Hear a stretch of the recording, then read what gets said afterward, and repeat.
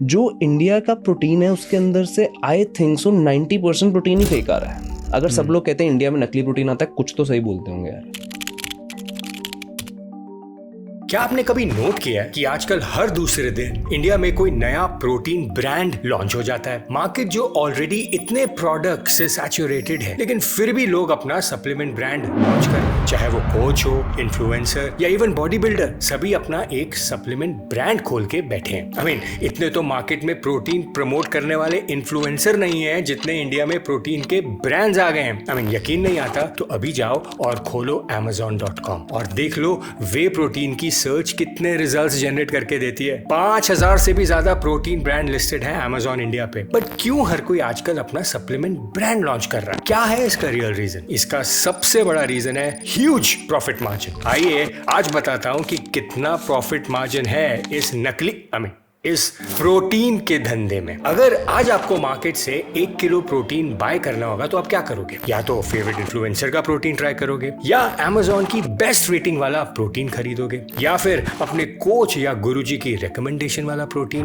But जो भी protein खरीदोगे उसकी कॉस्ट एवरेज अप्रोक्सीमेटली 1200 रुपए से लेके 2500 रुपए होगी फॉर 1 kg प्रोटीन। डिपेंड कि आप कौन सा ब्रांड चूज करते हो। कई ब्रांड्स तो इससे भी ज्यादा सस्ता बेचते हैं। बट क्या आप जानते हैं कि उसकी मेकिंग की कॉस्ट कितनी है? कि ये 1 किलो वे प्रोटीन का डब्बा कंपनीज कितने में बनाती हैं? आज आपको बताता हूँ वे प्रोटीन बनाने के लिए कंपनी कितना पैसा खर्च करती है। तो सबसे पहले वे प्रोटीन बनाने के लिए आपको चाहिए रॉ वे प्रोटीन। जो इंडिया में ज्यादातर कंपनी यूज करती है उसकी कॉस्ट होती है ₹350 to 500 रुपीज। बता दूं ये रॉ प्रोटीन कई कंपनीज चाइना से भी मंगवाती है, जो चीप क्वालिटी का होता है बट लेबल पे लिखा होता है इम्पोर्टेड फ्रॉम USA। फिर इस वे प्रोटीन में स्वीटनर्स, एडिटिव्स और फ्लेवरिंग भी ऐड होती है। उसकी कॉस्ट 50 या 100 रुपए। फिर पैकेजिंग की कॉस्ट भी ऐड करते हैं जिसमें जार, स्कूप, लेबल वगैरह। उसकी कॉस्ट 50 रुपए से लेके 80 रुपए तक। कई कंपनीज लेबल पे थोड़ा ज्यादा पैसा लगाती है क्योंकि प्रोडक्ट लेबल की ब्रांडिंग से बिकता है। अच्छा लेबल मतलब अच्छी क्वालिटी। शिपिंग और हैंडलिंग कॉस्ट भी जोड़ लेते हैं तो मोटा मोटा 30 से 50 रुपए में हो जाती है कवर सारी कॉस्ट। तो अप्रोक्सीमेटली आप इंडिया में 1 किलो का वे प्रोटीन का डब्बा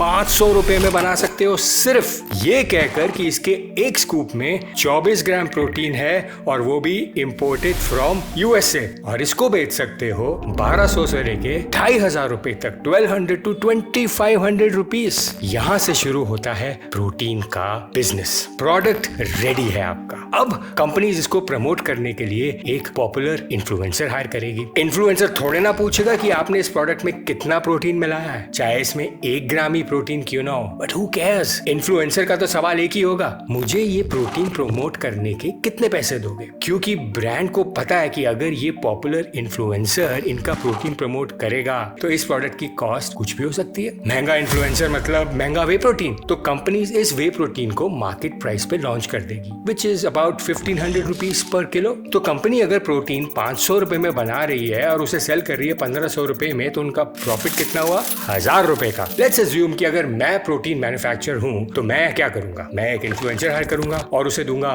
3 लाख महीने के, जो काफी कंपनीज कर रही हैं आजकल। उस इन्फ्लुएंसर के मिनिमम 1 से 2 मिलियन फॉलोअर्स होंगे। उसको मैं एक कूपन कोड जनरेट करके दे दूंगा। वो कहते हैं ना influencer, use my coupon code to buy this protein. अब उस इन्फ्लुएंसर की 1 मिलियन की ऑडियंस में से 1000 लोग तो प्रोटीन ले ही लेंगे 1 महीने में, मतलब 30 डब्बे रोज के, क्योंकि स्टोरीज, पोस्ट, वीडियोस भी तो डालेगा है हमारा इन्फ्लुएंसर। एक डब्बे से मैं कमाऊंगा 1000 रुपए और इन्फ्लुएंसर बेच रहा है 1000 डब्बे महीने के अपनी ऑडियंस को, जो बाय द वे कितने के बिके? 1000 multiply by 1500 is equal to 15 lakhs। Influencer को कितने दिए मैंने? 3 लाख। वे प्रोटीन के डब्बे की कॉस्ट 500 रुपीज थी, मल्टीप्लाई बाय 1000 इक्वल 5 लाख। मतलब 1 महीने में मैं 7 लाख रुपए बना लूंगा इस इन्फ्लुएंसर के दम पे। अब अगर मैं 1 से ज्यादा इन्फ्लुएंसर हायर करूंगा तो प्रॉफिट भी डबल हो जाएगा। और अब मेरे पास आएगी सबसे बड़ी प्रॉब्लम, विच इज अब लोगों को यकीन भी तो दिलाना है कि ये प्रोटीन लैब टेस्टेड है, मतलब इसमें एक्चुअल में रियल प्रोटीन है। तो इसका मैं अब लैब टेस्ट भी करवाऊंगा। अब आप सोचोगे लैब टेस्ट, इसमें तो प्रोटीन कम है। यहीं पे तो कंपनीज अपनी सुपर निंजा टेक्निक यूज करती हैं, जिसको कहते हैं प्रोटीन स्पाइकिंग या फिर अमीनो स्पाइकिंग। अमीनो स्पाइकिंग का मतलब है cheating with protein content. Amino spiking या नाइट्रोजन स्पाइकिंग एक चीटिंग टेक्निक है जो कुछ सप्लीमेंट कंपनीज यूज करती हैं अपने प्रोटीन पाउडर को ज्यादा प्रोटीन रिच दिखाने के लिए बिना